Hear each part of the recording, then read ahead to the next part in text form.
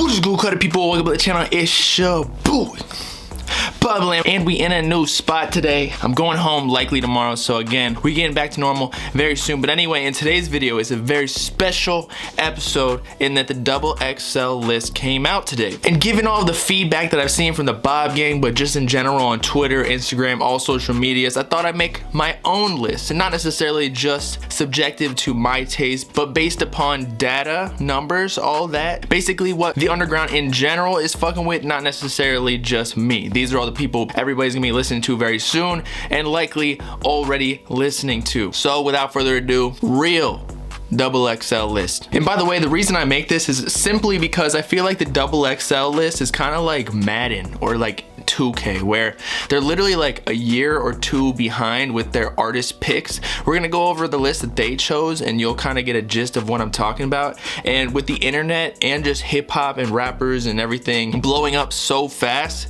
nowadays, like an artist will go up like 23, 50, whatever, 100,000 followers in less than 30 days. Whereas before it was kind of like a gradual progression because Instagram, Twitter wasn't as viral. And so I almost believe like XXL has to make sort of like semester lists, not necessarily just one whole year, because you miss out on so many great artists that are coming up and then eventually get like too big for the XXL list before they can even put them on it. Such as say Kid Laroi, who declined, or Lil Tecca last year or the year before, or Snot this year, who declined. And not only that, but hip hop is so segregated now too, in that there's like hyper pop, there's like rage / underground, there's like this super hood shit that I don't know too much about, like the Lil Durk and Lil Baby side of things, that it's hard for XXL to put together a great list because the average consumer, even like myself, don't know who like 3 or 4 of the 10 people they put on the list are each year.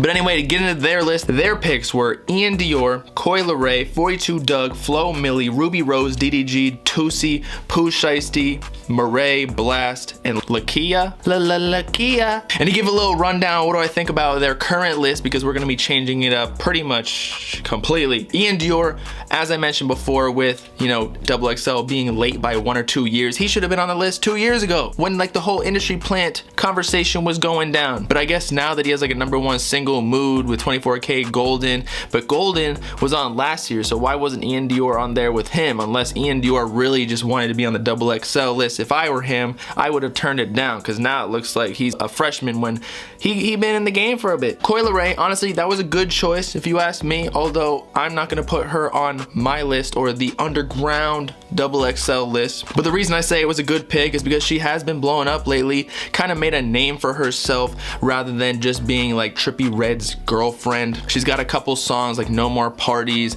and then whatever the other one was where she sounded like Playboy Cardi that I've mentioned before. Both of them blew up on TikTok, and now she's low-key one of the biggest female artists in the game currently, other than like Megan Thee Stallion, Cardi B, etc. Nicki Minaj. 42 Dugg is like the underling artist to Lil Baby. He's been going up lately. I don't necessarily listen to him, but his numbers do speak for themselves. He's rapping for the hood, all of the midgets who be sucking off dudes in the alleyway to pay their rent. Flo Milli, she had a fire verse and it was blowing up on TikTok on the Snot Lyrical Lemonade music video. I can't remember what the song name was, but she got a very unique voice and flow to her, and she got the numbers to back it up, so solid pick. Ruby Rose, don't know any of her songs, but she a baddie. She got a fat ass, and she got like the cultural influence to her, so even if she didn't rap, like honestly, I see why XXL put her on the list, even though they're supposed to be music centric, but she has been going up in music. But either way, again, she's just like an icon at this point in hip hop. DDG, he's been going up, but completely based upon his own accord because of his YouTube fan base. He actually just quit YouTube and he's trying to take music seriously, maybe because he knew that XXL was gonna come out with a list today, that he quit yesterday saying that he was retiring. Coincidence? I think not. Toosii, honestly, he was hot like last year, but I feel like I haven't heard much from him lately, which just confirms the fact that we were talking about before with XXL being late. Pooh Shiesty, solid pick. although he's really big and probably bigger than this list and should have been on it last year. Again, we keep saying that. That's pretty much the trend of XXL at this point. Murray, apparently he's an industry plant. Don't really care about him, although his numbers back it up. Blast, didn't know who that was, but I looked up his numbers. He low-key selling more streams than everybody else on this list. Lakia, same way, like 1 million monthly listeners. However, with the XXL freshman class, emphasis on freshmen, I think the discrepancy between freshmen and what the fans think as freshmen, if you're already successful, you kind of aren't a freshman. A freshman's supposed to be like the next up artists who are going to be successful very soon or on the brink of it. So that's what we're gonna do today. But anyway, for my list, I think a lot of y'all already know who I'm gonna put on it, because there are some obvious ones that no one can deny are on this XXL underground list. And that firstly, we got Sofago, the undeniable XXL freshman. He's probably gonna be on it next year unless he denies it, which Travis Scott, who Sofago recently signed to Cactus Jack Records, might tell him not to take XXL, because at this point it's getting kind of corny. But he got the Lyrical Lemonade music video and co-sign from Cole Bennett with Knock Knock, which was also a TikTok viral song. Not to mention the fact that the fans are begging or salivating for Sofago's cock. I mean, next music video potentially with Lyrical Lemonade again, called Let's Lose Our Mind, which is like the super hyped up snippet on his Instagram. Plus, he's got some fire in the vault, I'm not gonna lie. But moving on, we got like the vice president of the underground to Sofago, which is SSG Kobe, another pretty obvious pick for the XXL list of the underground, and that he also got a Lyrical Lemonade music video with Snot called Calabasas. I personally liked SSG Kobe on this rapping shit as opposed to his, I don't know, trying to be like X on his latest EP or album, whatever it was. But I've heard some of his new rage shit from like some of the snippets that people have posted on IG lives, whatever. That is the shit he needs to drop. More like energy into it. I don't want to be on my sad boy vibes here. Emo rap is dead, I already told y'all. But either way, Sofago, SSG Kobe are pretty much the most obvious picks of the XXL underground list, as they're pretty much the leaders of the rage wave. Now on the opposite side of the rage wave, which we would like to call kind of like hyper pop, even though it's not completely hyper pop, it's like hip hop hyper pop, so hip pop. We got Ken Carson, who hasn't really bubbled all too much, but that's just because he hasn't dropped his long anticipated Project X. All we've really gotten from him is Teen X and Teen X Relapsed, where he pretty much influenced the whole underground into using hyperpop beats, working with like Starboy, Out of Town, etc. And his streams really haven't gotten to the same point as Sofago, SSG Kobe, but they will very soon. I don't think he has the same pop appeal as Sofago and SSG Kobe, because they kind of got like a natural thing to him, where Ken Carson is super heavy on the auto-tune, a little bit more niche. But don't get me wrong, Ken Carson is going to be huge very soon. He's got the engagement. That's going to be one of the focal points of this video when we get into later artists on my list. But the main thing about Ken Carson, he's got the co-sign from Playboi Carti. He may not be signed officially to him like distribution underneath the Opium label on Spotify credits, but he's definitely affiliated in some way. I don't know what it is. I don't think anybody does, but he was firstly put on by Carti. Let's be real. Same with like Destroy It Lonely, but I don't think Destroy It Lonely is the same level as Ken Carson. Next, we got someone who also people affiliate with Playboi Carti, but he's not affiliated whatsoever, but Cochise, because of the whole baby voice, even though he doesn't like to say he got the baby voice. But he also just got a Lyrical Lemonade music video, which is another trend of these underground artists. Once Cole Bennett starts fucking with him, they're basically going mainstream very soon. Whether or not y'all fuck with his music or not, it's just a huge platform.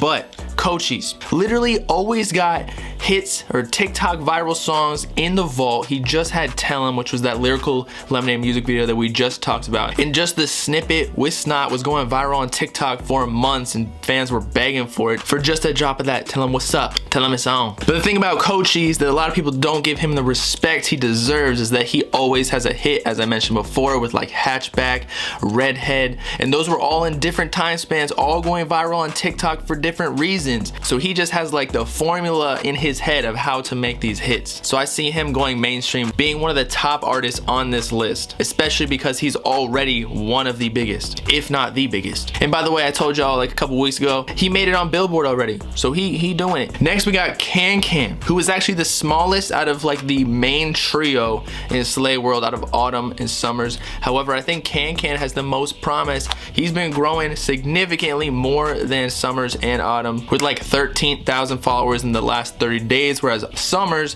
has only gained 8,000, which is still pretty good, I'm not gonna lie. And Autumn with 10,000, so Can ain't beating him too much. However, his rate of growth is only going up, whereas Autumn and Summer I feel like are kind of stagnating a little bit, because they've always been up kind of where Can was just one of the producers in Slay World and just recently became an artist within the last year or two. But out of the three, I've told y'all this so many times, I think Can is the most consistent out of all of them. He raps on those whole lot of red type beats, which go crazy. The whole Oxy and Codeine EP that he dropped within the last year or so was like 5 out of 5 songs. Next we got Eric DOA, who hasn't really blown up yet because I think he only got like 30 or 40,000 followers on Instagram. However, if you check his engagement, pretty much everyone who follows him is tapped in. Pause. They tapping that ass. So as I told y'all, engagement is a huge metric when it comes to somebody blowing up. Nobody really cares about how many followers you have, or at least labels don't. It's all about how many of your current followers fuck with you, because say he has 30 or 40,000 followers and he's getting like 10 to 20,000 likes, whereas the average is really like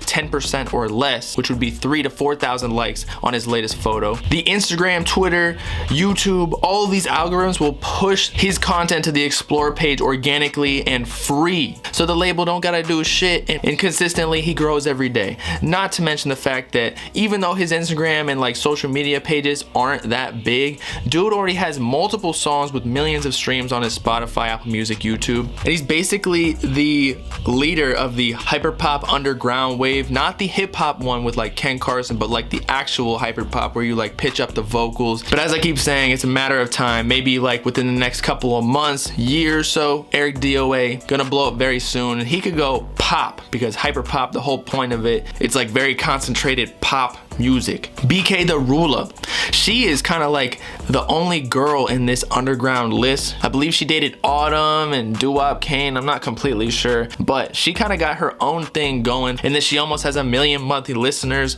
on Spotify, bigger than most of the artists on this list. One of her songs already having 12 million on Spotify and growing consistently, like 10,000 followers every 30 days on Instagram. And what she's got going for her, as I mentioned before, is that she's like the only girl in this underground wave, but it's not too girly music. Like even if you're a guy, you can still fuck with her rap. And not only that, but she got vocals too. She's pretty versatile, unlike some of her male counterparts. Next we got Cash Dami, who we've talked about before, of rappers going mainstream, and that he just got signed to Republic, as you can see by going through his YouTube music videos. But dude is blowing the fuck up. He has gained over 50,000 followers in the last 30 days, and he has multiple songs blowing up, like Look in the Mirror, Dior, etc., as well as just dropping a project, Epiphany. Go check it out, it's pretty hard. Not to mention the fact that the dude is only 16. I met him like yesterday, super young, so he has hella potential, and he's been rapping for a long time too. Like I remember seeing World Star music videos of him like 2 years back when he was only 14. So if he's growing this fast right now with the sound he's got, once he starts to get more versatile and starts singing on the track, because he's kind of doing like an rapidy rap and more lyrical, the sky is the limit, and he has the momentum like shit. Another rapper just like Cash Dami, actually is growing faster than Cash Dami, is Baby Santana. I swear to God, I thought this dude had like 30,000 followers like last month. All of a sudden I look, he got like 90 or 80,000 followers, and then I looked at the data, he's grown over 58,000 followers in the last 30 days.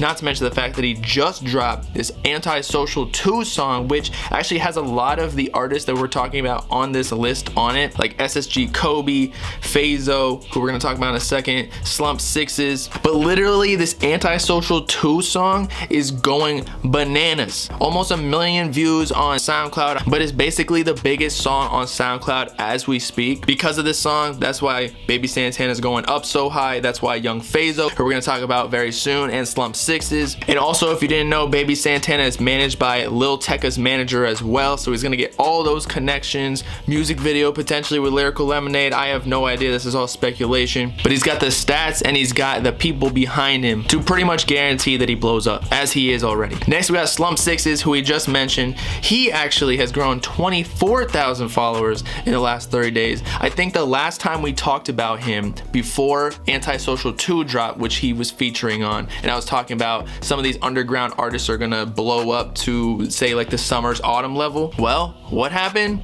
Exactly that. And again, it's all because of this Antisocial 1 and 2 songs. But either way, anyone involved in these songs blowing up. Thousands and thousands of followers every single week. Another artist on this Antisocial 2 wave is Young Fazo, who in the last 30 days has gained over 16,000 followers. And this was from a mere like 9,000 followers. He's actually one of the artists that I think has the most promise. He has like the mainstream appeal like So Fago with the vocals, and dude is only like 14 years old. Not to mention he got like a very unique brand to him in that he's like the little brown boy, he's Lil Nav out here. Personally, I think he's one of the leaders of this rage wave too, with that song Keep It Real that I listen to basically on a daily basis. And lastly, we got Autumn, who's kind of like a grandfather to this wave. As I mentioned before, I think Can might pass Autumn because Autumn and Summers have been up in this underground wave, but they might be a little bit stagnant as opposed to some of these other people like Slump Sixes, Baby Santana, who are literally passing them in a matter of 30 days. Like, no matter what, Autumn is gonna do well, but just in comparison to the numbers of other people, it's kind of hard to tell. And lastly, I almost forgot my boy K Suave, who is absolutely killing it after he dropped Sexually Active with Trippie Redd on the feature. It already passed 1 million views on like all streaming platforms. Trippie is really doing his part in getting his fan base, which is already massive, and converting over to K Suave, who also got a pretty fire sound. He's one of my favorite underground artists. But the only thing that I think might hold him back is the same thing that's pushing him forward right now, being that Trippie co-signed because he signed to his 1400 Entertainment label. He just got to get out of being Trippie's artist, you feel me? But he's dropping a project really soon, Sexually Active, I believe, before Trippie, So Fago, and Ian Dior with K Suave go on tour. And with all of the new monthly listeners and possible new fans that K Suave got from Sexually Active after Trippie Redd promoted it significantly, this album will be the true test to see if he can maintain all of it and even progress forward by himself. Although I believe he might have some more Trippie on there too. And there is your real underground XXL list. This underground wave is about to blow up, similar to like the 2016, 2017 waves. We got something special coming. I don't know how long it's gonna take for another wave to come. It's crazy how everybody's blowing up so fast, but it'll be a cool ride, alright? That's why I got hella bitches on my dick trying to get a ride. They just want an Uber, bro. And so with that, it's your boy Bob Lamb signing off. Let me know in the comments if you have any additions to my list or any thoughts on the artists I've mentioned. How did I do? Make sure to like and subscribe and join the Bob Gang if you with it. Peace out, clap people. Know what I'm saying?